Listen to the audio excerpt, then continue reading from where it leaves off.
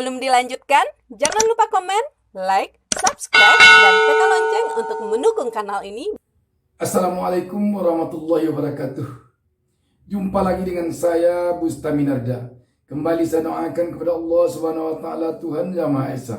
Semoga seluruh penonton channel YouTube Bustami Narda selalu berada di dalam lindungan Allah Subhanahu wa taala, Tuhan Yang Maha Esa. Sahabat BN, kita sekarang sedang heboh karena seorang ulama besar kita di Indonesia yang tidak asing lagi, Ustadz Profesor Abdul Somad, dideportasi dari Singapura ke Indonesia. Ini adalah antara lain karena memang kita di dalam negeri akhir-akhir ini betul-betul tidak bersatu. Persatuan dan kesatuan di negara ini sejak beberapa waktu terakhir ini merupakan seperti barang yang sangat langka, yang sangat mahal, yang sangat sulit ditemukan.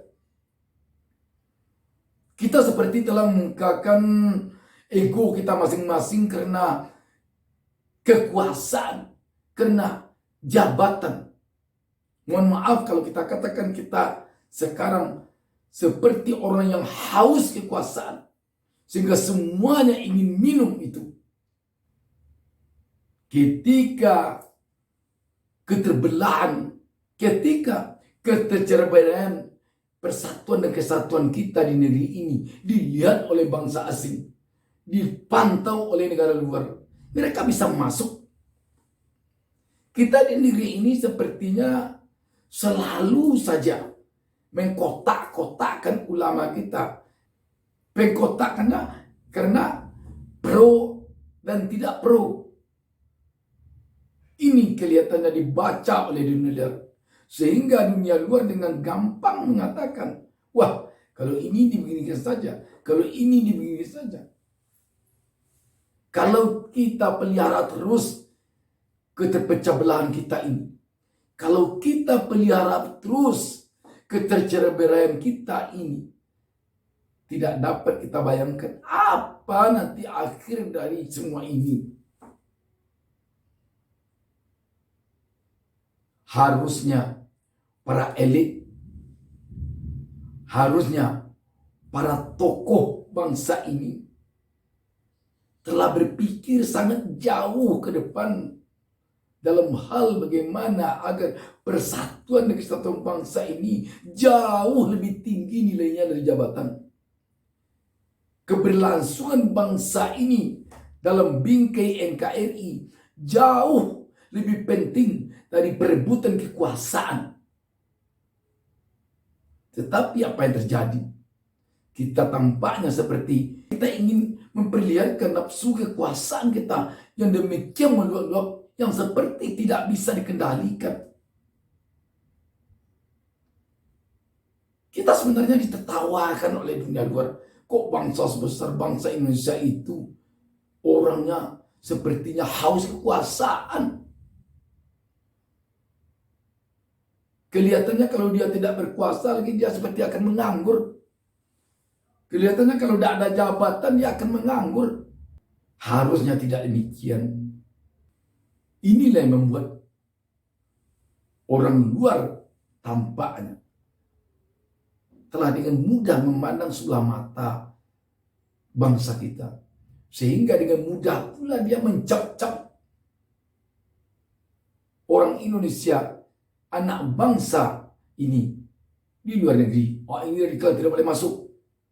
Sebenarnya kalau kita bersatu, kita menyadari bahwa itu bukan hanya telah melunturkan wibawa Abdul Somad saja, sikap Singapura demikian, tetapi sesungguhnya itu melunturkan kewibawaan bangsa ini, negara ini di mata dunia.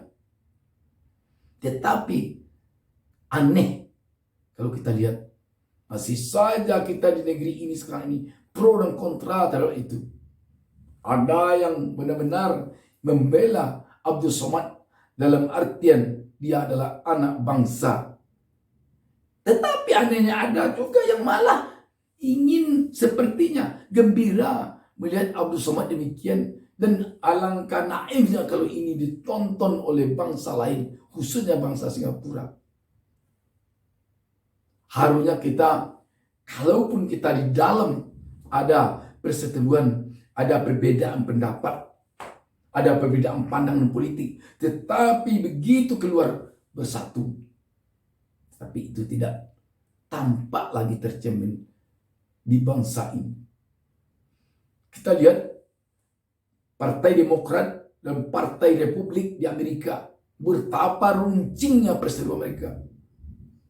Donald Trump dan Joe Biden, betapa pendukungnya begitu tajam persaingannya.